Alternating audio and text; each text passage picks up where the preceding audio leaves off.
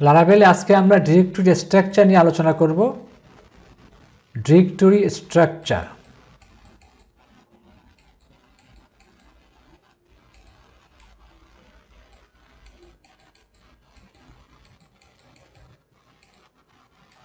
Okay, it's very important. আমি যদি directory structure না বুঝি তাহলে আমি লারাভেলে ফ্রেমওয়ার্ক দিয়ে কোনো অ্যাপ্লিকেশন তৈরি করতে পারবো না। আমাকে বুঝতে হবে যে কোন ফোল্ডারে কী থাকে এবং সেটা কীভাবে ইউজ করতে হয়। হ্যাঁ, তাহলে প্রথমে আসি আমরা অ্যাপস ডিরেক্টরি। অ্যাপস ডিরেক্টরির ভিতরে আমার যে মেইন যে কোডগুলো, আমার কোড বেস, প্রোগ্রামিং কোড, কেমন কোড। সো কোর কোড থাকবে আমার এই ডিরেক্টরিতে। ভিতরে গেলে কিছু সাব ফোল্ডার আছে, সাব ডিরেক্টরি আছে। কনসোল হলো আমার আর্টিজান কমান্ড নিয়ে কাজ করে। যেমন আমাদের কমান্ড দিয়ে কিন্তু অনেক কিছু করতে হয় এখানে। যেমন আমার এই অ্যাপ্লিকেশনটা এই মুহূর্তে কিন্তু রান করা নাই, আমি রিফ্রেশ দিলে সেটা আসবে না, আমাকে লিখতে হবে PHP সার্ভ, তাহলে কিন্তু পেজটা ওপেন হবে। তো লিঙ্ক আসছে আমার এখানে, পেজটা ওপেন হয়েছে। কেমন, এই ধরনের কমান্ড লাইনগুলো নিয়ে কাজ করে হলো এই কনসোল, এই সাব ফোল্ডার। তারপর আছে এক্সেপশন, তার মানে প্রোগ্রামিং ল্যাঙ্গুয়েজের ভিতরে আমার কিছু এক্সেপশন থাকে। ফর এক্সাম্পল, যদি যাই যে আমি চাচ্ছি যে এই প্রোডাক্টের একটা ভ্যালু এখানে দিতে হবে, কেমন, অ্যাটলিস্ট 1 টাকাও এখানে দিতে হবে, কারণ প্রাইস এরকম থাকা যাবে না খালি। সেক্ষেত্রে আমি এই জায়গাতে সেই কোডটা লিখতে পারি। সেটা আমি এই প্রাইসের নিচে আমি হয়তো এটা এভাবে লিখতে পারি যে প্রাইস যদি 1 টাকার কম হয় তাহলে সে আমাকে বলবে যে না, প্রাইস 1 টাকা নেওয়া যাবে না, এটা অবশ্যই 1-এর বেশি হতে হবে। কেমন, তো এই ধরনের আমরা কোড আমরা কিন্তু এক্সেপশন আমরা লিখতে পারি। আমাদের লাগে প্রোগ্রামিং ল্যাঙ্গুয়েজে আমাদের এই ধরনের এক্সেপশন নিয়ে কাজ করতে হয়। কেমন, তো সেটা থাকবে আমার এখানে।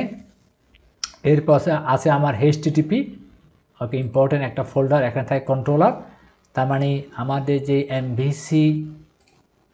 MVC মডেল ভিউ কন্ট্রোলারের যে আমাদের যে আর্কিটেকচারটা আছে, কেমন, তো সেটা একটা পার্ট হলো এই কন্ট্রোলার। কেমন, আমরা MVC নিয়ে আরেকটা ভিডিওতে আলোচনা করব।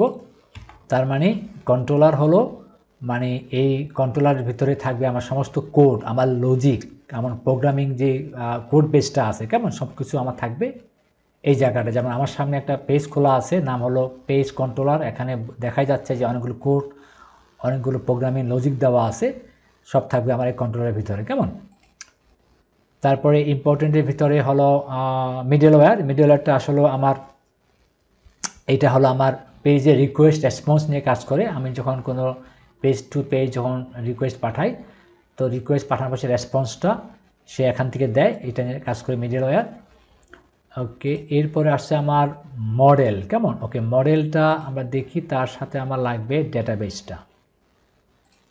ওকে, মাইগ্রেশন। ওকে, আমি এই জায়গায় দেখি এবং বিসাইড দ্যাট আমি আমার MySQL-এর এইটা ওপেন করে রাখি।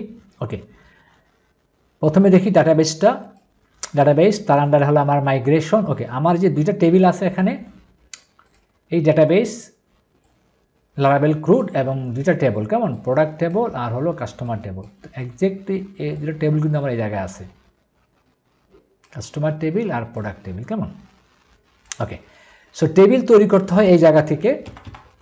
তার মানে লারাভেলে আমরা আসলে MySQL-এ গিয়ে কোনো টেবিল তৈরি করি না, করা উচিত না। যদি করা যায়, টেবিল আমরা এই জায়গা থেকে তৈরি করি। কেমন, যেমন প্রোডাক্ট টেবিল আমি ক্লিক করলে এই যে আমার যে ফিল্ডগুলো আছে একই ফিল্ড, কেমন, এই ফিল্ড। তার মানে আমরা টেবিল তৈরি করব হলো আমার এই মাইগ্রেশনের ভিতরে টেবিল তৈরি করব, এবং সেই টেবিলটা তৈরি করে আমি জাস্ট মাইগ্রেট করলে, কেমন, পাঠাই দিলে এটা কিন্তু MySQL-এ ডাটাবেজে গিয়ে সেটা তৈরি হয়ে যাবে। কেমন, ইভেন আমি যদি সেই টেবিল থেকে কোনো ডাটা আনতে চাই, মানে ডিসপ্লে করতে চাই, যেমন লেটস আমি চাচ্ছি যে এই প্রোডাক্টগুলো ভিউ করার জন্য, কেমন, এবং সেই টেবিল থেকে এনে কিন্তু আমাকে কিন্তু রিট্রিভ করে এনে আমাকে শো করতেছে, কেমন, রিট্রিভ করতেছে। তো এই কাজগুলো আসলে এই মাইগ্রেশনের মাধ্যমে হয়। টেবিলের ডাটা যায় মাইগ্রেশনের মাধ্যমে, আসেও মাইগ্রেশনের মাধ্যমে, কিন্তু অর্ডারটা আসে হলো আমার কোত্থেকে, মডেল থেকে আসে। সো মডেল হলো এই দুইটা টেবিলের ক্লাস। কেমন, যেমন আমি যে প্রোডাক্টে যাই, সো প্রোডাক্ট ক্লাস একটা কী বলে একটা প্রোডাক্ট ক্লাস কিন্তু এখানে তৈরি করা আছে। তার মানে রিকোয়েস্টটা আমি যখন এই জায়গায় দিই, সেই রিকোয়েস্টটা পাঠানো এবং বের করা বা নিয়ে আসা, এই কাজটা কিন্তু আসলে করে মডেল। কেমন, সো মডেলের ভিতরে কিন্তু একজ্যাক্টলি আমার এই সেম নামের দুটো টেবিল কিন্তু আছে। সো এই যে কাস্টমার টেবল, সো আমার এই কাস্টমার টেবল এবং আমার প্রোডাক্ট টেবল, কেমন? ওকে, সো মডেল আর ডাটাবেস মিলে কাজ করে। হ্যাঁ, সো এরপরে আছে হলো ইম্পর্টেন্ট মডেল গেল, তারপর আছে প্রোভাইডার। প্রোভাইডার বেসিক্যালি হলো আমাদের যে বিভিন্ন যে ডিফল্ট যে ক্লাস থাকে প্রতিটা প্রোগ্রামিং ল্যাঙ্গুয়েজে কিছু প্রিডিফাইন্ড বা লাইব্রেরি কিছু ক্লাস থাকে, সেগুলো থাকে এই জায়গাতে।